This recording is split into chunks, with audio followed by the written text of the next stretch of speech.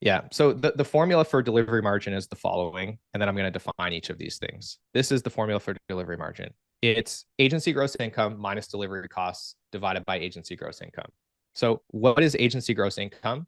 This is your revenue minus pass-through expenses. So pass-through expenses would be any money that doesn't belong to you or that doesn't need to be earned with your time. So for example, if I charge $10,000 to a client for a Facebook ads campaign, but I'm spending $5,000 on Facebook ads, my agency gross income would be the $5,000 that's left over. So it's the 10,000 minus the pass through, that money that doesn't belong to me, it belongs to Facebook.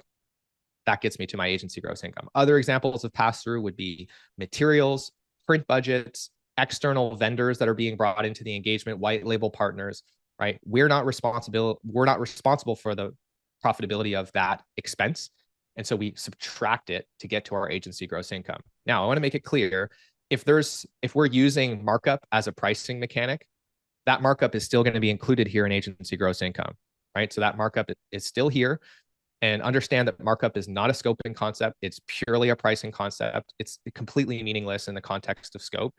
All that's meant to do is return enough AGI to help offset delivery costs. And if we're not thinking about it in that way, then we're probably setting ourselves up for failure. I see this all the time. So agency gross income, simply put, is how much are we getting paid? And then how much of that money needs to go to an external vendor? Let's subtract that out. And that leaves us with what amount of money actually belongs to us.